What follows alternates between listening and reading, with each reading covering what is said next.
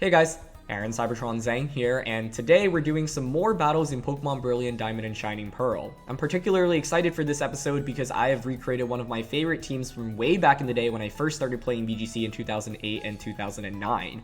This was an archetype that I used a lot back then, a team that I had created but drew a lot of inspiration from a lot of top players, especially Japanese players way back in the day, and I actually adapted it in 2016 for a fun online tournament that was in Omega Ruby and Alpha Sapphire, and I actually recorded that tournament on YouTube, so you want to check out some really old Cybertron content, I've linked that down in the description below. But yeah, this is a Trick Room Hail team. I'm going to briefly cover the teams. If you want to just skip to the battles, check out the timestamps linked in the description below, and let's get started. So, talking about the team, like I mentioned, this is Trick Room Hail, and it's got Abomasnow as well as Glaceon and some other fun picks like Staraptor and Infernape, so really does feel like a, pretty true Gen 4 team.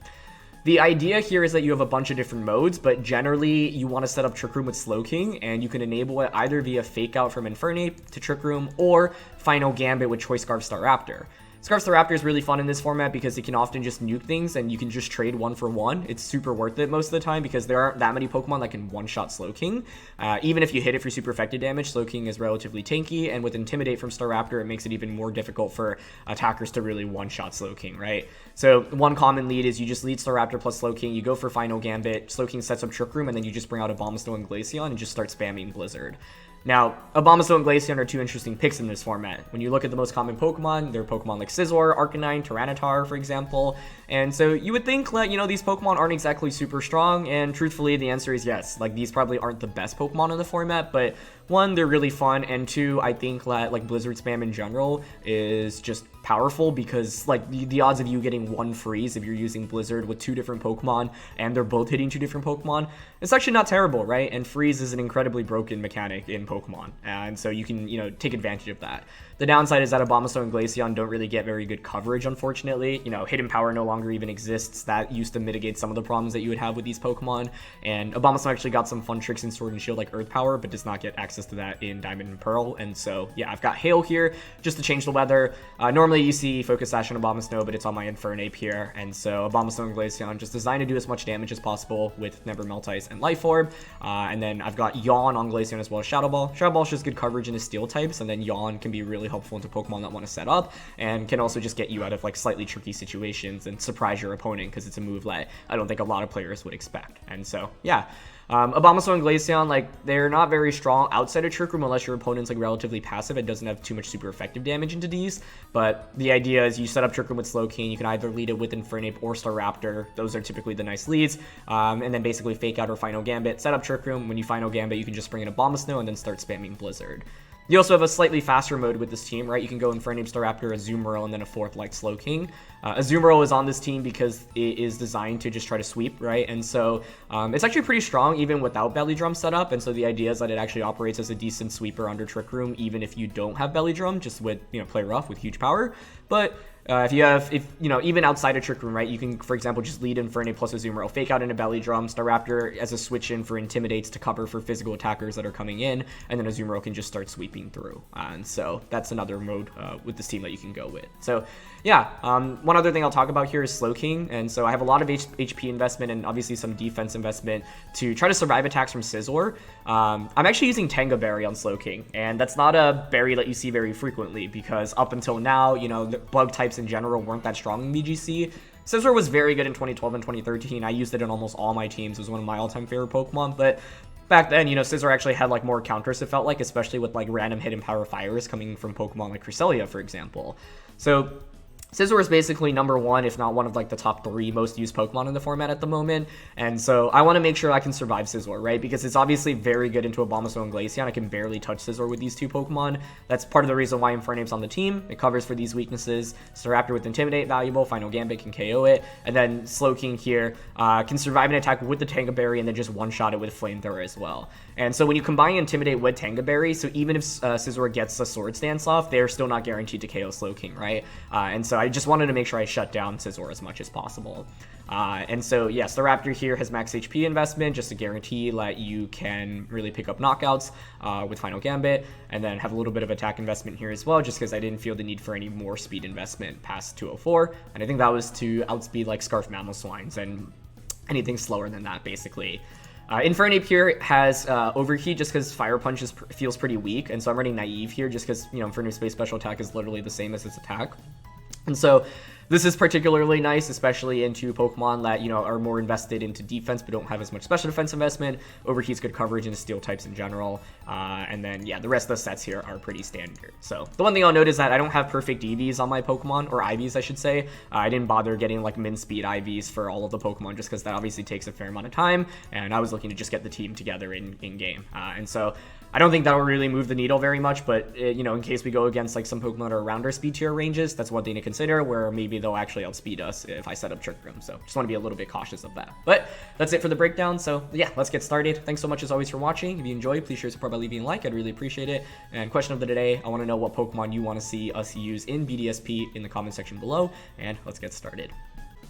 Alright, our first match of the day, and we're up against Salamence, Scizor, Tyranitar, Breloom, Arcanine, and Swampert. So if I'm my opponent, I am definitely going with Scizor, Tyranitar, and Arcanine. Those are just particularly strong. Breloom is interesting here because it's obviously good into Slowking, kind of weak into a lot of other things.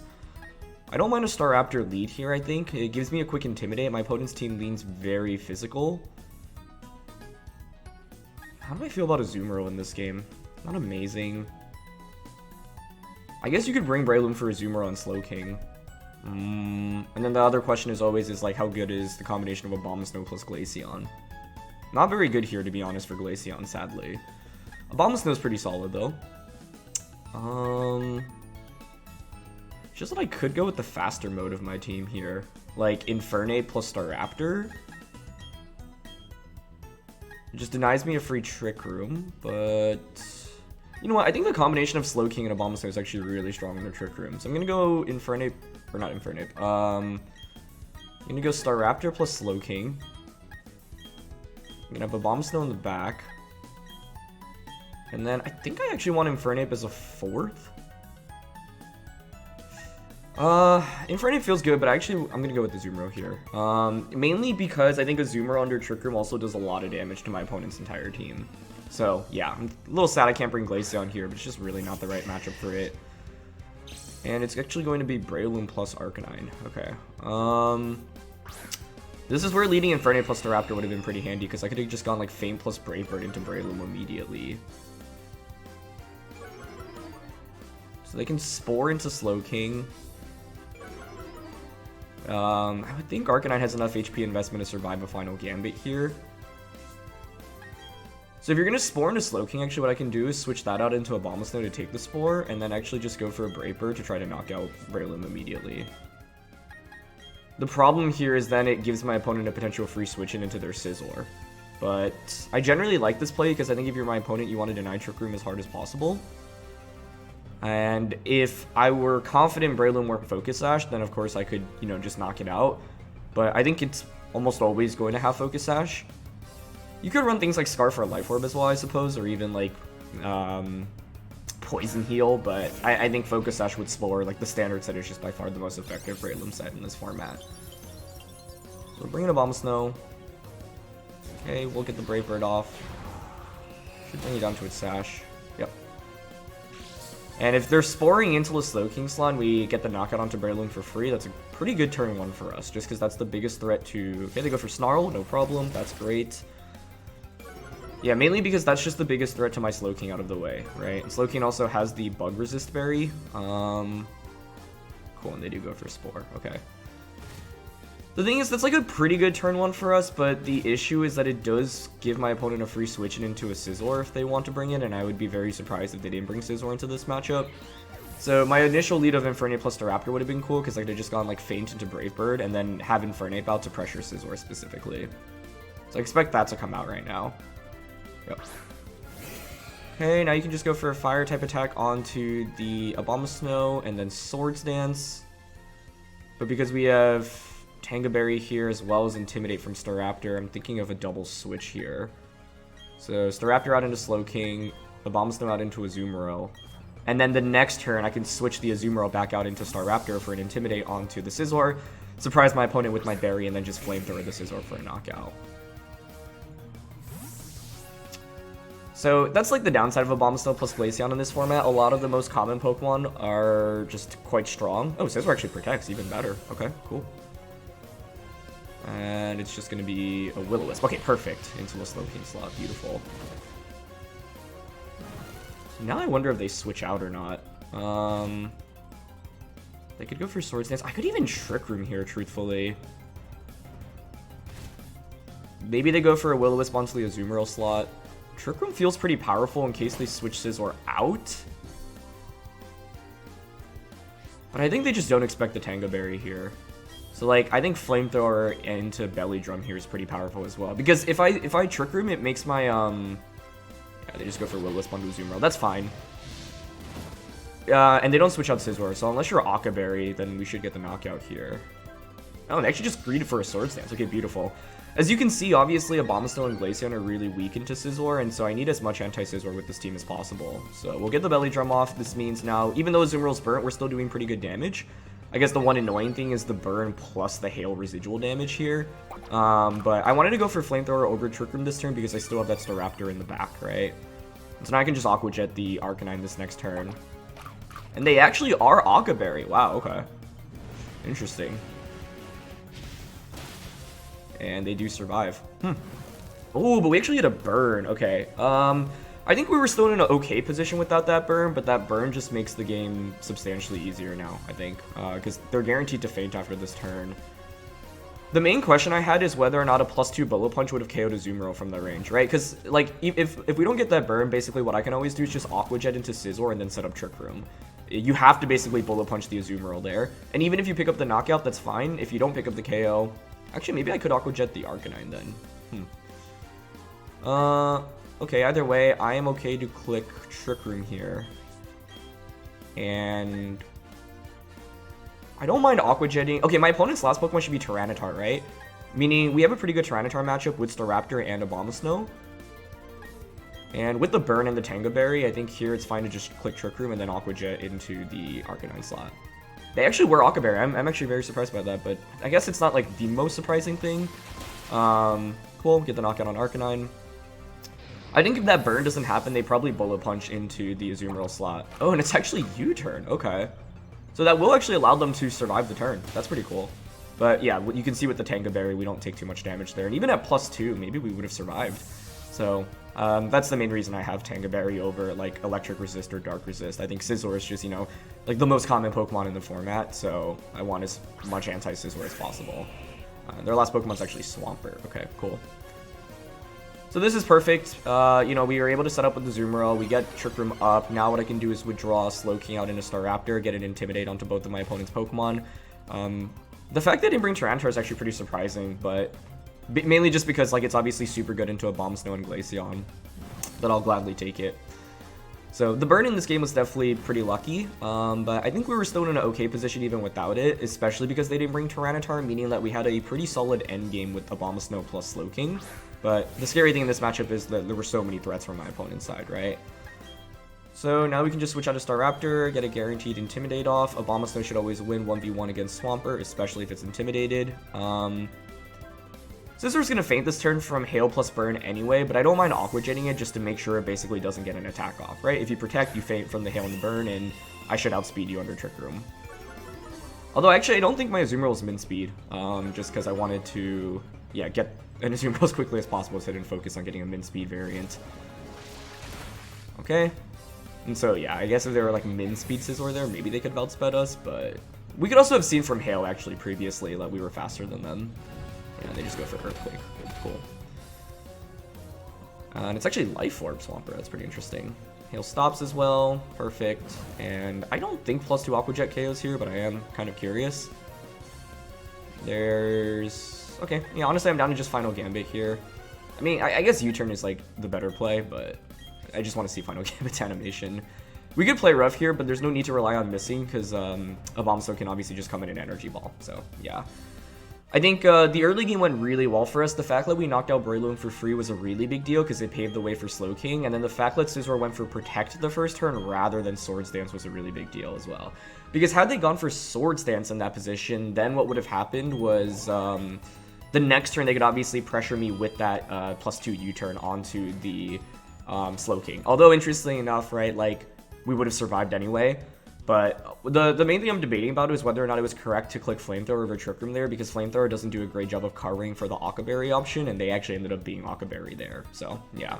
But, like, the main thing I think was that their Arcanine was relatively useless in terms of damage. Yeah, you can spread burns, but if you can't deal very much damage, then it's kind of just sitting there while, like, I can aggressively target the partner Pokemon. So, yeah, unfortunately, not the best matchup for Glaceon, although they didn't bring Tyranitar, so maybe there was actually an argument for it, but either way, that was a fun first match for this team, so let's keep it going.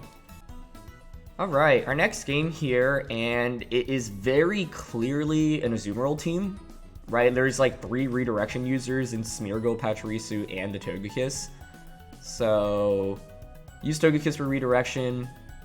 Azumarill with Belly Drum. Potential Wide Guard from Hitmontop, which I don't love. So what do I want to go with here? This is a pretty scary matchup. Like... Staraptor with Final Gambit isn't as effective here because of the fact that they will probably have high HP stats on like Togekiss, Pachirisu, and Smeargle. What if I just lead Abomasnow Glaceon and say, you know what, I'm just going to double Blizzard turn 1? That seems kind of weird. But you can't really heal onto the Azumarill, barring like Heal Pulse on Smeargle. Intimidate from Staraptor doesn't actually accomplish anything. I don't think they lead Entei because of my fire types. Okay, I'm actually kind of down for this idea. I know it's just to avoid redirection, basically. Bring Slowking and then Infernape. I think rather than Infernape, it would have been smarter for me to bring... I don't know. Infernape's not terrible, I guess. Okay, they go with Hitmontop plus. Oh, this is actually super interesting because I've got Yawn on Glaceon, which is actually a huge game changer here. Because you would think if you're from my opponent's perspective turn 1, you know, you just go for a Fake Out onto Glaceon and a Belly Drum. In this position, what I can do is Energy Ball the Azumarill and go for a Yawn onto it. The main thing to watch out for is Feint from Hitmontop on turn 2 of the game. Maybe they don't click Fake Out, maybe they Close Combat instead.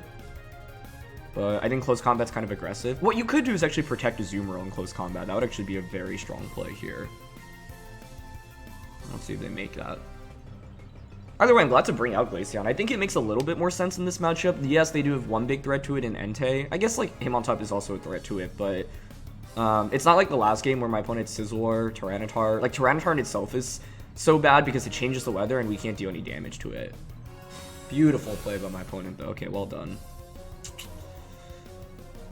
And they actually just CC into the Abomasnow slot. Okay. What this does give me, though, is a free switch in, and it reveals that I have Yawn. So... like, I can bring in Slowking now, right? And attack with it for free. But, yeah, that was masterfully done by my opponent. They didn't get baited into the Belly Drum stuff. And I think it was because they were probably respecting, like, a Freeze Drive from Glaceon. This was always going to be a tough matchup, but my opponent just made it even tougher for me with that really good turn 1 play. How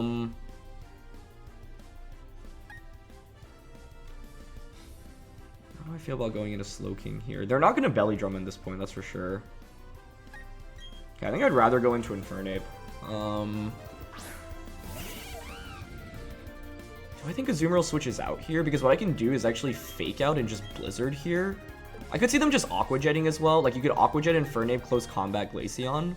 That's certainly a play.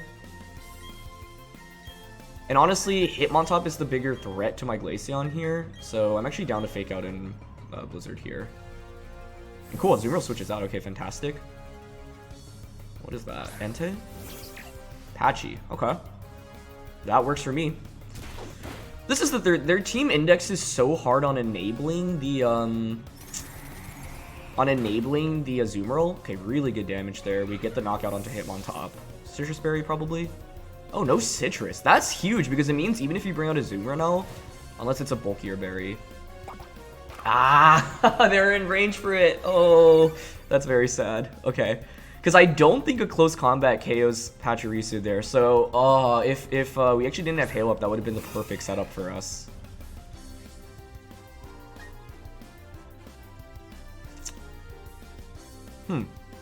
So the question here is, I do have like close combat and overheat. Normally, Pachirisu indexes very heavily on defense. So like, if I thought an overheat could KO Pachirisu, then I can overheat and yawn here. Now they could Aqua Jet as well, so one play I could make is switch Infernape out into Slowking and just Blizzard. If I were my opponent, like Follow Me plus Belly Drum is one play they could go for. They could protect Pachirisu, Aqua Jet, Infernape. That would actually be a very powerful play, I think. So the switch into Slowking at least covers for that. So I'm going to switch out and just go for Blizzard, I think. Because I have Feint and Fake Out with Infernape, and like Slowking can maybe reset Trick Room. Yeah, they do just go for Follow Me. If we didn't have the berry didn't come out there, I think we'd be in a very commanding position. Oh, we're faster than Azumarill, okay. I don't have min speed on a lot of my Pokemon just because I didn't have time to get... And we get a freeze! This is why Glaceon is so strong. And why Hail Spam can be really powerful. But they thought immediately, okay. What a roller coaster of emotions. Okay, their HP stat is relatively low at this point, but obviously they can start Aqua Jetting everything. I'm glad though, like, it's good for them to dog, because I feel like if they just stay frozen that turn, the game's just immediately over, and yeah. I'd rather just see it be a fair game. Entei's their last one. Okay, that is probably GG then? I mean, unless you miss a play rough onto Slowking. Because you just go for a fire type attack here onto Glaceon, right? Oh, you could always miss Glaceon actually because of Snow Cloak. That's the other possibility. My issue is I don't have great damage into Entei in this late game now that I've, like, Slowking is out on the field immediately. The play then would have been to overheat and yawn if I thought that would have been a KO, but I wasn't confident in that. So they could miss either attacks right now, right? If it's play rough and a fire type attack. I don't think I'd go for Trick Room here. Scald into Azumarill is fine. And I'm actually just gonna Blizzard here as well. Yeah, like I think they should win this game. They went for Aqua. What? I don't even know if a +6 Aqua Jet KOs. Okay, we get another freeze, but we're KOing that slot anyway. Psych up Entei. Holy moly. Okay. Well, we get the dodge. I thought they could have just gone for like Aqua Jet, or sorry, play rough onto Slowking and then a fire type attack onto Glaceon. Okay, so now it's a 3v1. So the question is, does Entei have any spread type attacks? We're just gonna Scald here and yawn. Actually, I don't even know if it makes any... They protect. Okay, so I actually had the opportunity to Trick Room there. The reason I didn't love Trick Room is because I have Infernape in the back. Hail stops, yep. So you would think they try to... Can you even KO Slowking here? Is it even... Does it make sense to yawn? I still think it does, right? Because Glaceon can protect. So if I get the yawn off, it means Glaceon didn't feint, and it means I can protect the subsequent turn to stall out there, protect. But also, if Blizzard had just KO'd Azumarill, then Scald would have gone into the Entei. We would have just won immediately. So this is a crazy game. I'm going to do the damage calc afterwards as to whether or not a +6 Aqua Jet KOs max HP Azumarill, because I actually have no idea. Alright, they go for extreme speed. Yeah, it's going to go into Slowking. Okay, so we get Yawn off. They're obviously going to be Inner Focus, right? So I don't want to click Fake Out into that slot. And bring in Infernape. And they could start just E-speeding everything. So what if they're Lumberry here? That would be so sad. Psych up, E-speed, protect, and a fire type attack, I would assume. So you could just E-speed into Infernape right now. I can feint in case they do something funky. And Shadow Ball here. Alright, let's see if they're Lumberry. Yeah, they're going to extreme speed Infernape. That's enough for a KO. Now, fortunately, we do have Shadow Ball for coverage, so if they aren't like Lum or Chesto here, I think we should win. We get a special defense drop. Another Shadow Ball should KO anyway. They fall asleep. Do you have a berry? What a game. Wow. So obviously we got a little bit lucky with the Glaceon dodge, but I do want to do that damage calc because I was thinking there's a world in which Glaceon survives, but maybe that's a bad assumption. I don't know my Azumarill into Glaceon damage calc super well, so let's pull up the damage calc and quickly take a look at that because, yeah. Okay, so the interesting thing, no, they would have won the game because of Psych Up there, right? Like, I was thinking, well, if Scald had KO'd Azumarill, then the end game would be Infernape plus Slowking against the Entei, but the thing is, Entei would have just gotten the Psych Up off, and I can't flinch it with Fake Out thanks to Inner Focus. So, like, because of E-Speed, you know, I like, if they didn't have Inner Focus, for example, I could go, like, Feint into Scald, expecting them to protect, or just Fake Out Scald, but with Inner Focus, they should win the game, because I don't think Close Combat does enough damage. I guess Hail was ticking down. Well, let's say they hit Glaceon, and Azumarill feints. Oh, if they hit Glaceon, though, I don't get the Blizzard off, right? Meaning, like, I don't get the chip damage, right? So, yeah, I'm gonna take a look at the calc real quick. I would think it's a KO, but I don't know. I'm honestly not 100% sure. So, looking at the damage calc here, plus 6 Azumarill Aqua Jet from Huge Power to max HP Glaceon actually only has a 3H chance to one-shot, so 37.5% chance.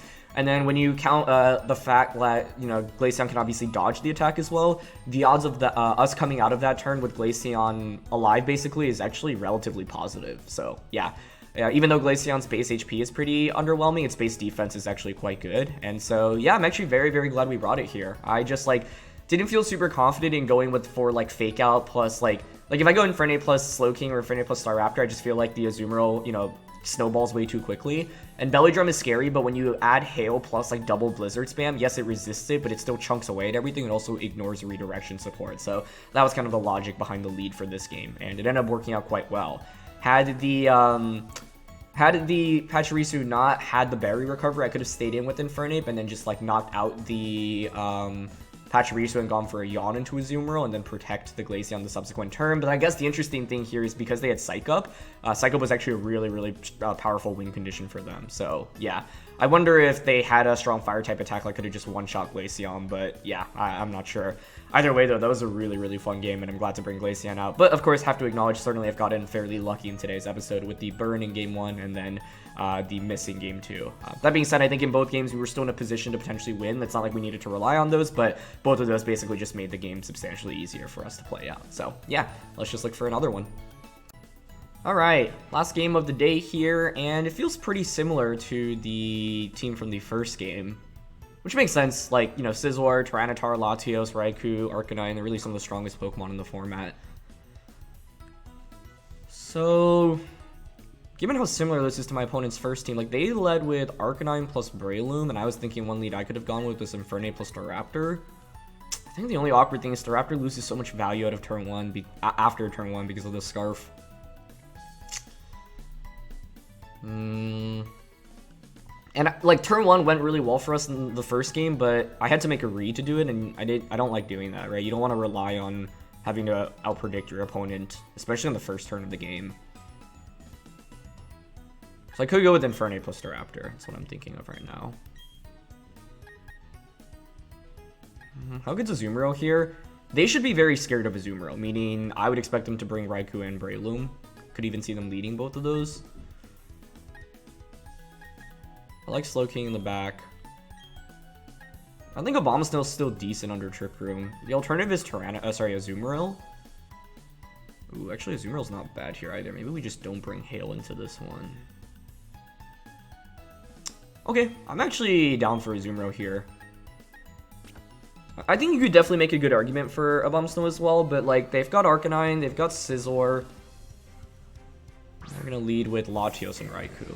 Okay, so actually, had I just gone with Staraptor plus Slowking here, it would have been a pretty free final Gambit turn 1.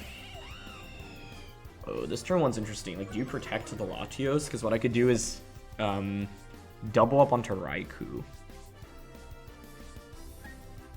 If you have these two in the, what do you have in the back? My issue is that they conserve Breloom for the back. That's not good if that's the case.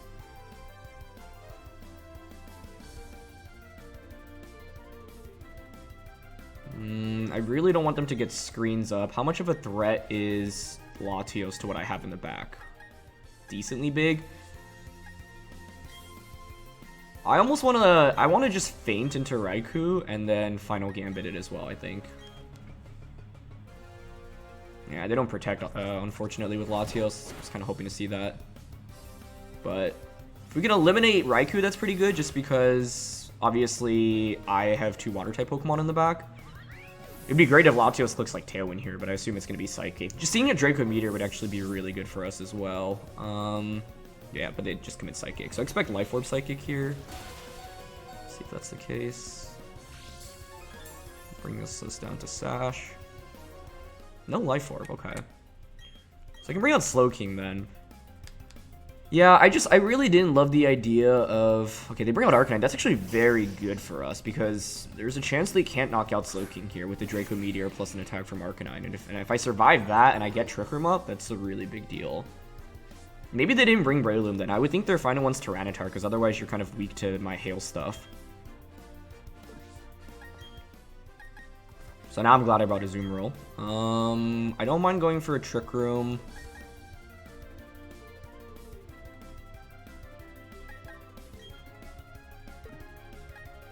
I shall close combat. I could always switch Infernape out into Azumarill actually to conserve a Fake Out. And like maybe they don't knock out Infernape intentionally here. So actually, I don't mind bringing Azumarill out and trying to Trick Room right now. So the question here is, can they knock out Slowking this turn? The answer is no if they're switching that out. Okay. Into Tyranitar. Wow. One thing I could have done was maybe cover for the T-Tar switch in and actually like target. It's also Unnerve. Interesting. If I close combated the Latios slot there, the game was just over. So that would have been a cool prediction to make. Unnerve is very interesting. Okay. And they just Snarl. Well, because of Unnerve, I obviously can't Belly Drum, right? So I gotta be careful about that. But that's okay, I think, because now I actually get Trick Room up, and I think our endgame is to switch Slowking out into the Infernape.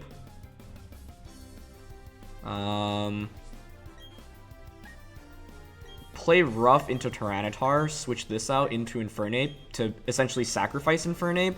The reason I'm going for this, by the way, is because I want to cover for Tyranitar being super bulky and surviving, Play Rough plus a -1 Scald, or potentially me missing Play Rough. Because Slowking is very good right now. Infernape, like, Trick Room is set up, I'm basically using it to sacrifice this, so I'm, like, either baiting out a Protect from Tyranitar, and in doing so, I also reset the special attack drop that I have right now, if Tyranitar protects, for example. And Arcanine switches out. Okay, makes sense, you reset the Intimidate this way. So let's see if Tyranitar protects. Let's see if it outspeeds us under Trick Room. Nope, it does not, and we hit Play Rough. Beautiful. And that's a one-hit KO. Nice. That actually should, I think, win us the game. These are some really fun games. Because now what I can do is I actually brought Infernape up for Fake Out. You don't have Unnerved Tyranitar anymore. So the fact they didn't bring Breloom was really good. The fact Tyranitar wasn't just regular. Well, I guess the weather here wouldn't have made too much of a difference, although it would have actually knocked out Infernape, granting me a free switch him back into Slowking, which I guess is kind of interesting. Say I'm intimidated. I do think it's fine to Belly Drum here and then Fake Out into the Latios, because then I can just feint Aqua Jet the Arcanine next turn. And they protect Arcanine. Beautiful. The reason I'm not targeting Arcanine here, because the only thing it can really deal into a Azumarill is a Will-O-Wisp. And like we saw in the previous game, or was it game 1? Either way, like, I don't really care about Azumarill getting burnt, because a +2 Aqua Jet, or +6 Aqua Jet with burn, I think should still knock out Arcanine, especially when I'm throwing on a little bit of chip damage from Feint as well, right? Now I don't even necessarily need to go for the Feint. Oh, you know what is scary here, though, is the fact that, like, does Psychic from Latios KO us? Because what I really don't want to do is lose the game off missing Play Rough here. I could feint Play Rough Latios, right? But I think I'd rather just get the guaranteed knockout onto Arcanine this turn, and at worst, force it to be a 2v1. And I'm not even confident in Latios one-shotting Azumarill because it's not Life Orb. If it were Life Orb, it would be a different story. I guess it could be Choiced. Yeah, it definitely could be Choiced. The thing about this scenario is, let's say I go for the Play Rough and I just miss on Latios. I actually think I just lose the game from that position. Yeah, so they're going to go for Psychic. See if this KOs us. It does get the knockout. Okay. Now, that's still okay. I'm okay with that trade because my Slowking is relatively healthy right now, right? And so... the thing is now, I guess, though, like, do I click Blizzard instead? Because I can miss that as well. I think I'm actually just going to go for the Scald and the Overheat. Yeah, I'm not confident in my opponent's Latios KOing my Slowking. I guess, like, they can maybe go for a crit. And we get a burn. That's quite nice. I guess the thing is, if I was playing around accuracy anyway, though, like, I could have totally missed the Overheat there anyway. Let's see what they go for. Is it a Psychic onto Infernape? That would make the most sense in my head. Yep. Okay, so now the question is, one, do you have Draco? I just don't know what item it is. Really have no idea. Okay, Trick Room expires. So, I think I probably should have just played Rough the Latios here. I was trying to figure out a way in which I can win with 100% accuracy. So I can Trick Room into Scald again now. But in the end, I went for Overheat anyway. Okay, yeah, they are specs. That's what I thought when I KO'd Azumarill. Because I don't think you knock out Azumarill otherwise without choice specs there. So, yeah, like, I don't know. My fear there is if I misplay Rough onto the Latios, on that initial turn, like, it feels like then Psychic just KOs us, meaning I don't get any value to Azumarill, and then the Arcanine also just knocks out the Infernape, and then it's just a 2v1. So it was like, in this endgame, right, even though, okay, let's say I had missed the Overheat. We still could have been in an okay spot. And part of it is that I didn't have full information on my opponent's Latios set, right? So because we knew it wasn't Life Orb, I was willing to bet it was like Specs or Scarf, one of the two items. And so, and seeing Azumarill faint, like I was not expecting to get KO'd without a Life Orb there. And so that also made me think that it was probably choice specs, but I wasn't 100% sure. So yeah. Endgames like that are always interesting because, like, ideally in Pokemon, you want to avoid any kind of RNG that can happen, right? And so basically in that scenario, I was like, okay, well, I have a guaranteed knockout on the Arcanine, so it's a 3v1 from that position. If you're not choice specs on the Latios, then I think Azumarill should just survive and we just win the game immediately. If you crit or your specs, then you do get the knockout, but then it's still a 2v1. Then the question is, like, instead of clicking Close Combat, was it right to click Overheat into... Instead of clicking Overheat, was it right to Close Combat into Latios? But I think that just does so little damage, especially with Infernape and the Resistance. Because of the Intimidate and the Resistance. And then the thing is, I always had to get out of jail card with Blizzard with Slowking as well, right? If it came down to a position where I really felt like, okay, I actually can't go for 100% accurate attacks with Slowking, then Blizzard would have worked. Now, granted, I did actually get pretty lucky with the Scald burn there, but I think it would have taken like at least 3 Psychics to KO the Slowking anyway, so even if we didn't get that burn, I think we'd survive another Psychic and then Scald to KO. So, yeah. That endgame's interesting though, just because, like, you know, normally it's better to take the safer path, but, like, I don't know, like, maybe it's better to just play Rough the Latios there. I just think 10% of the time there, we would just lose immediately, because, like, even if they weren't, like, specs, for example, like, it would mean that Arcanine sticks around for a little bit longer and can get, like, a Snarl off, for example, or chip my Azumarill away as well. So, yeah, that endgame's pretty interesting. It's one in which maybe I played a little bit too safe, thinking it was okay, and then in the end, like, Latios was actually pretty scary. And I think we definitely had more favorable RNG than not today, right? We didn't really miss any big attacks. We got a bunch of status conditions throughout 3 games, so luck was definitely in our favor today, and you know, certainly part of the game. But at the end of the day, it's always just like evaluating how you would have played, irrespective of kind of, yeah, the RNG that you got. So yeah. This is a really fun team, though, and I'm really glad to recreate one of my favorites from way back in the day. So I really hope you enjoyed. If you did, please show your support by leaving a like. I'd really appreciate it. Don't forget to answer the question of the day. Check out the team in the description below, and I'll see you all soon. All right, peace.